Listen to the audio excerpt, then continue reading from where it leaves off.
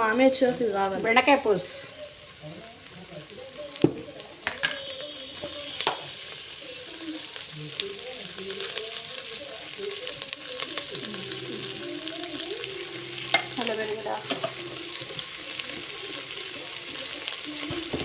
బెండకాయలు, ఉల్లిగడ్డ, పచ్చిమిరపకాయలు, పసుపు,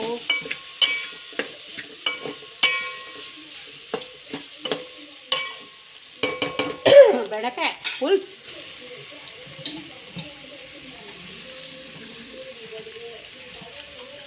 మొన్న నేను గిన్నె పట్టుకొని చేసుకుందామని అంటే ఇది పట్టుకుంటే అది వస్తలేదు, అది పట్టుకుంటే ఇది వస్తలేదు.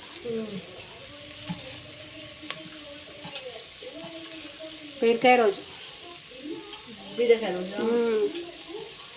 అది ఐడియా వస్తలేదు నాకు. ఇట్లా ఇప్పుడు నువ్వు చేస్తుంటే నేను పట్టుకున్నా కదా, నేను వీడియో చేసుకోనికి వస్తుంది, మాడుతుంది.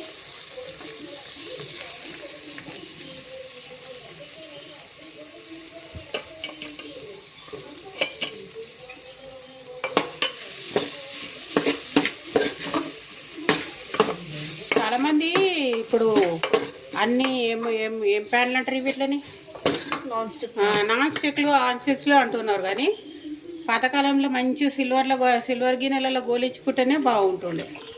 కుండ తర్వాత సిల్వరే వచ్చింది. ఇప్పుడేమో మొత్తము సిల్వర్ మంచిది కాదు అని అంటారు. జమానా దగ్గర 20-30 కిలో గిన్నెలు అవన్నీ. కొత్త గిన్నెలు కూడా కావు. ఇవి వస్తున్నాయి. అది ఉంటుంది మధ్యలో ఏదో కలర్ చేంజ్ అవుతుంది. ఇక అది పడేస్తారు పక్కకు. కొందరేమో సిల్వర్ మంచిది అంటారు, కొందరేమో సిల్వర్ మంచిది కాదంటారు. 80 ఏళ్ళు 90 ఏళ్ళు బతికిన వాళ్ళు కూడా ఉన్నారు మరి ఈ గిన్నెలలో తిన్నోళ్ళు. ఏంటేమో ఒక్కొక్కరు ఒక్కొక్క రకంగా చెప్తారు.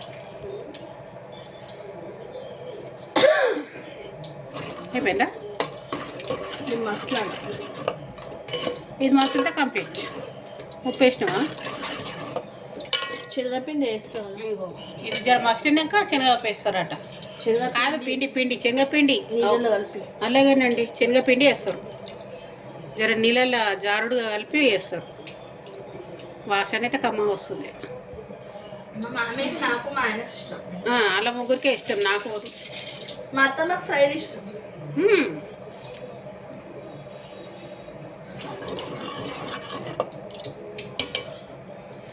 మొన్న ఒకరు కామెంట్ పెట్టారు, పాప ఆమె రొట్టెలు జొన్న రొట్టెలు అవి ఏవో చేస్తుంది యూట్యూబర్.